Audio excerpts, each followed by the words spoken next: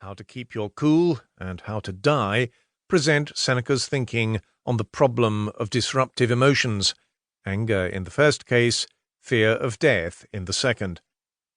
In the treatise excerpted here, De Beneficiis, or On Benefits, Seneca sought to strengthen the giving impulse and heighten our awareness of how much we gain by following it and how much we lose by ignoring or perverting it. Selfishness, timidity, egoism, greed, and a dozen other failings, in Seneca's view, get in the way of our divine natures. We decline to give, or we give badly, lording our gift over those who receive it, seeking renown for having given, or expecting something in exchange, a return for our gift, in that case, a gift no longer, but something more like a loan, bribe, or business transaction.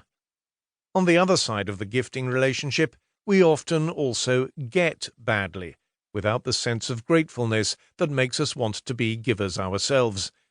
Our ingratitude makes others less willing to give, and the binding ties of societas begin to fray. On Benefits is the longest of Seneca's extant essays, an indication of the importance he gave to its theme.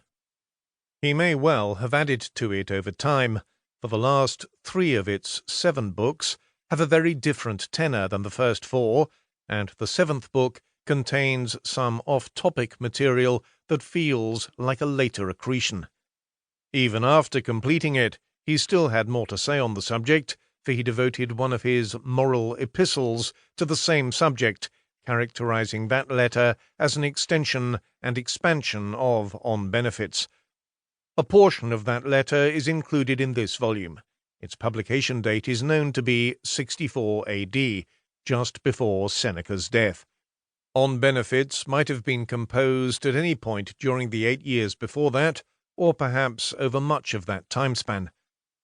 During all of those 8 years, and indeed beginning slightly before, in 54 AD, Seneca lived a double life, composing philosophic essays and tragic dramas, but also serving as chief minister to Nero, ruler of Rome, whom he had tutored as a youth.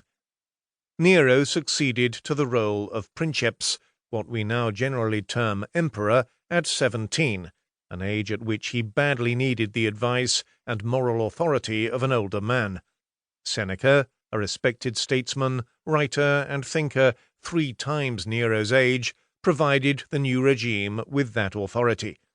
Seneca worked closely with Nero for a decade, growing extremely wealthy in the meanwhile, but as the partnership deteriorated, along with Nero's sanity, he found himself trapped. Though he offered to surrender his huge estate, Nero, according to an account of his thinking set down by the historian Tacitus, would not accept the bargain or permit him to depart the palace. Allowing Seneca to return what he had received, Nero reasoned, again in Tacitus's account, would make the regime look predatory. After further estrangement, in 65 AD, the emperor seized on ambiguous evidence to accuse Seneca of treason and force him to commit suicide. Because Seneca had gotten fabulously rich, quite possibly with the help of Nero's handouts, and then found it impossible to give back what he'd accepted, the topic of gifts and giving held special meaning in his life. One would not guess this from On Benefits, however. With a discretion born of the perils of tyranny, Seneca kept his own life and political career off stage in this treatise, as in almost all his other writings.